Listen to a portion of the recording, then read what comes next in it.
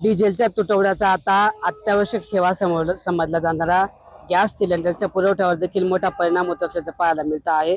आपण आता जळगावच्या मुंबई नागपूर महामार्गावर आहोत आणि महामार्गालगत जो पेट्रोल पंप आहेत, या पेट्रोल पंपावर ज्या वाहनांच्या रांगा लागलेल्या आहेत, या रांगांमध्ये जे आहे गॅस सिलेंडरचा पुरवठा करणारी जी वाहनं आहेत ते देखील या ठिकाणी रांगेमध्ये उभे असल्याचं चित्र पाहायला मिळत आहे। आपण जर वाहनांची संख्या मोजली तर 1 2 3 4 5 6 7 अशी 7 वाहनं जी आहे एकाच ठिकाणी एका रांगेमध्ये या ठिकाणी उभं आहे आणि कुठेतरी आता या डिझेलच्या तुटवड्याचा किंवा डिझेलच्या टंचाईचा परिणाम आता गॅस सिलेंडरच्या पुरवठ्यावर देखील होताना पाहायला मिळतो आहे।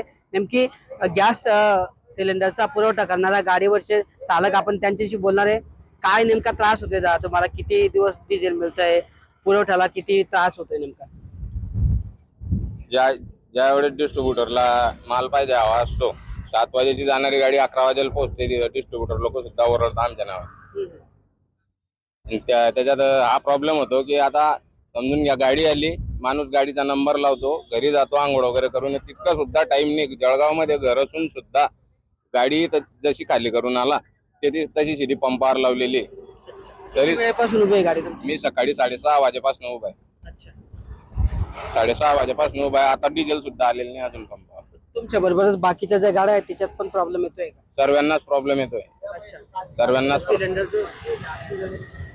जे उशिराने पुरवठा होतोय का? उशिराने पुरवठा होतोय। डिस्ट्रीब्युटर लोक ड्रायव्हरच्या नावाने ओरडतात, इतका लेट कसा झाला?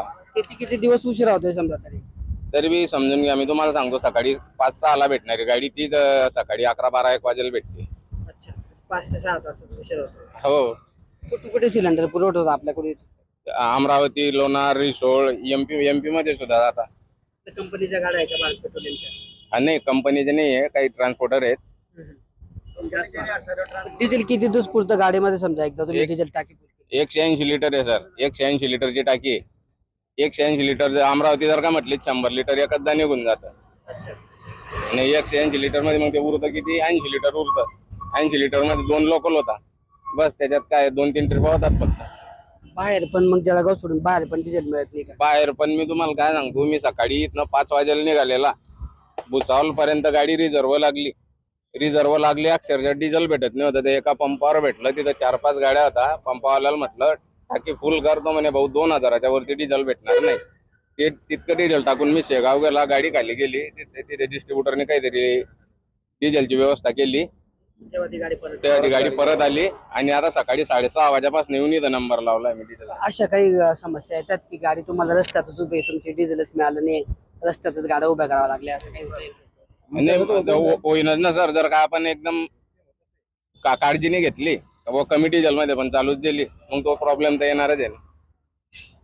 तर अशा पद्धतीने आता डिझेलचा सर्वच गोष्टींवर परिणाम होताना पाहायला मिळतो आहे। तोच परिणाम जो आहे आता या ठिकाणी अत्यावश्यक सेवा असलेल्या घरगुती गॅस सिलेंडरच्या पुरवठ्यावर देखील होतो आहे।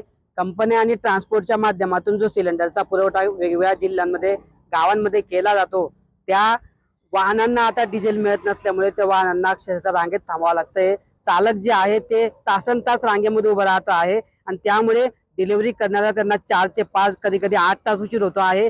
बिना आंघोळीचे आणि बिना उपाशी पोटी जे आहे ते चालक या ठिकाणी रांगांमध्ये थांबतायत आणि रांगांमध्ये त्यांना बऱ्याच ठिकाणी, अनेक ठिकाणी तर जवळपास 44 डिग्री सेल्सिअस तापमानामध्ये त्यांना रांगेत उभं राहण्याची देखील आता या ठिकाणी वेळ आली आहे। त्यामुळे आता डिझेलच्या तुटवड्याचा, टंचाईचा गॅस सिलेंडरच्या पुरवठ्यावर देखील मोठा परिणाम झाला असून त्याचा मोठा त्रास जो आहे या वाहनांवरील चालकांना सहन करावा लागत असल्याचं पाहायला मिळत आहे। किशोर पाटील, TV9 मराठी, जळगाव।